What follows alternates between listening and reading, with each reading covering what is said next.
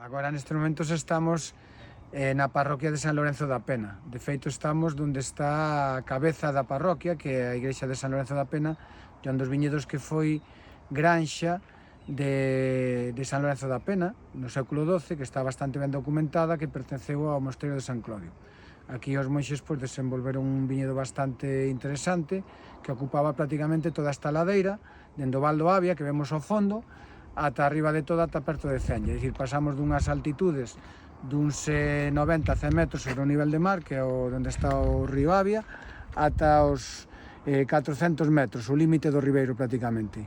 É nestas ladeiras onde se pode desenvolver unha viticultura totalmente ecolóxica, biodinámica, por ser unha zona moi ventilada, dunha boa exposición ao sol, onde a vide, pois, a parte de madurar moi ben, pois ten un réximen de sol e de exposición bastante boa. Está orientado ao sur-suroeste, no concreto desta viña, e ao fondo pois vemos Leiro, vemos todo o Val do Avia, vemos Levosende, vemos xa aquí abaixo da viña, vemos a ese núcleo de población que é Cuñas, que pertence aínda a esta parroquia, e vemos tamén como aí despois de Leiro comeza o canón do río Avia, con Pazo de Arenteiro, Alvarellos e Cabanelas, que son uns nomes de bellas lembranzas de viños interesantes, e vai dar así ata o que vemos ao fondo de todo, que é aquela cadea de montañas onde primeiro se ve Penacorneira con ese corno, e xusto detrás hai unha estribación que se chama Serra do Suído, que forma parte da dorsal galega, e esta serra é onde nace o río Avia, o río Avia, que é un dos ríos do Ribeiro. Digamos, o clima máis seco, digamos, o Ribeiro por excelencia, que se dicía históricamente, e despois está o Miño, que dende aquí non albiscamos a ver, pero bueno, que está, o Avia vai entregar as súas augas prácticamente pois aí en Ribadavia, non? E o Arnoia, son os tres ríos que completan o universo do Ribeiro, e que históricamente eran conocidos como viños de Ribadavia, que representaba o río Avia, viños de Ourense, representado polo río Miño, e viños de Milmanda, representados polo Arnoia. Amén de todos estes ríos, existen uns 15 regatos que tamén forman os seus vales e os seus canóns, onde prácticamente estaba todo cheo de viñedo.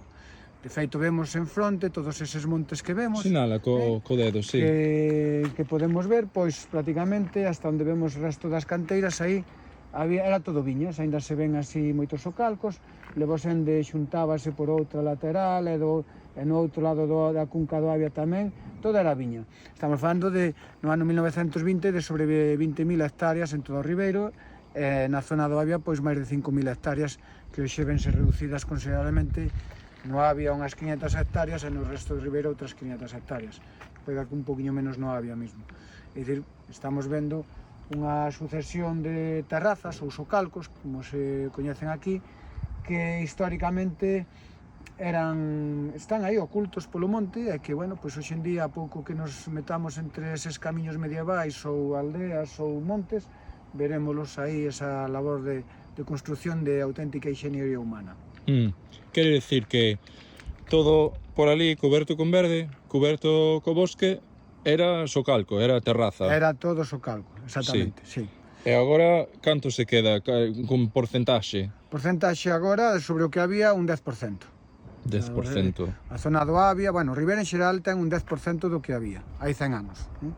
Os estudios que hai, e despois as medicións que se teñen feito, e socalcos, estamos falando de máis de 100.000 socalcos, que logo se di, pero son moitos socalcos aí, claro, socalcos ao millor que está o reino do minifundio, pero bueno, había posesións de señores importantes con máis de 3-4 hectáreas, mesmo algúns como a Catedral de Santiago, a de Ourense ou a de Tui, pois chegaron a ter inmensos territorios de máis de 50 hectáreas, pero normal é que todas as familias, sobre todo xa no 19, principios do 20, se foran, digamos, facendo con entre 1 e 3 hectáreas, só aquelas máis nobles, a nobleza laica, que tería máis de 10 hectáreas. É dicir, que era un territorio moi ben repartido, onde todos os socalcos estaban perfectamente traballados.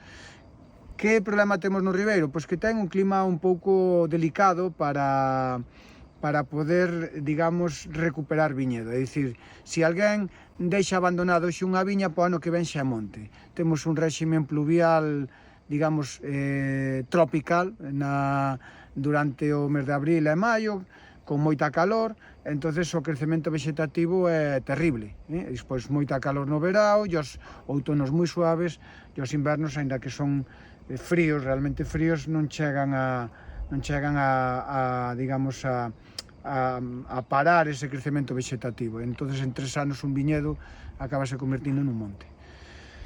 Ventaxas, bueno, pois que este clima tamén é bo para a viticultura, que nos dá tamén unhas peculiaridades, digamos, orográficas, medioambientais, paisaxísticas, que o Ribeiro ten unha historia que hai moi poucas zonas do mundo que poidan tela, non? Sobre todo desenvolvida dende o século 9-10 ata o século XX, nos albores do século XX, que é cando empeza un poquinho a mostrar síntomas de cansancio, sobre todo despois da Guerra Civil.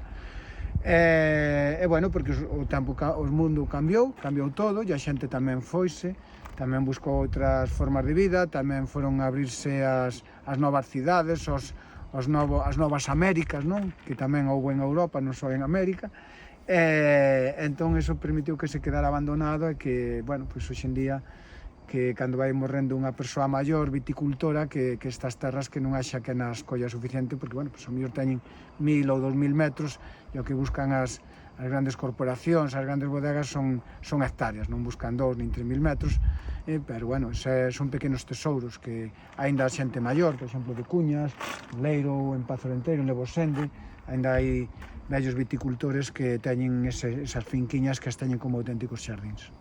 E por que son importantes viñedos así?